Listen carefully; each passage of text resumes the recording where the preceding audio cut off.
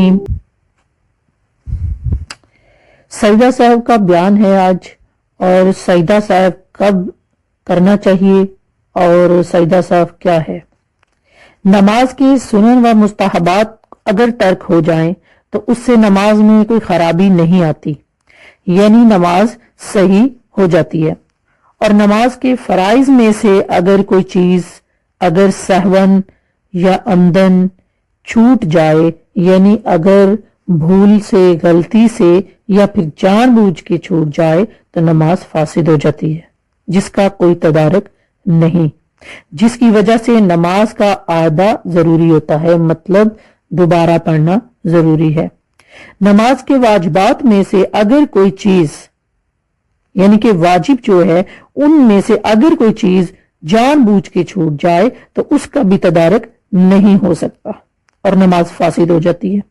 اور اگر نماز کے واجبات میں سے کوئی چیز عمدن نہیں، یعنی جان بوجھ کے نہیں چھوڑی بلکہ غلطی سے، بھول بھلیا سے چھوٹ جائے تو اس کا تدارک ہو سکتا ہے۔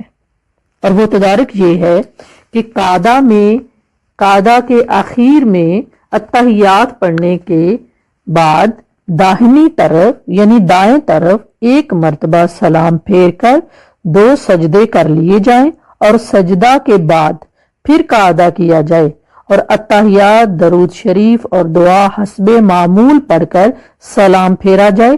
انہی سجدوں کو سجدہ سہو کہا جاتا ہے۔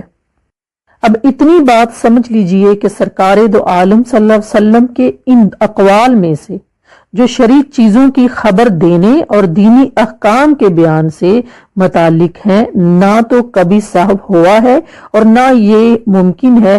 ہاں، آپ صلی اللہ علیہ وسلم کے افعال میں سہو ہو جاتا تھا، اور وہ بھی اس حکمت و مصلحت کے پیش نظر تاکہ امت کے لوگ اس طرح سہو کے مسائل جو ہے وہ سیکھ سکیں۔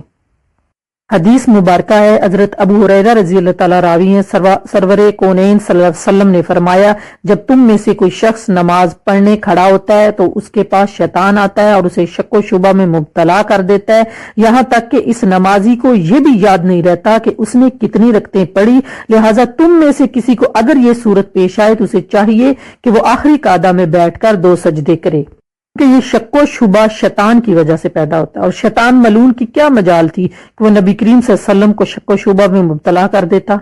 یہ تھی سجدہ صاحب کی ڈیٹیل جو آپ کے سامنے بیان کی گئی ہے۔ جزاک اللہ۔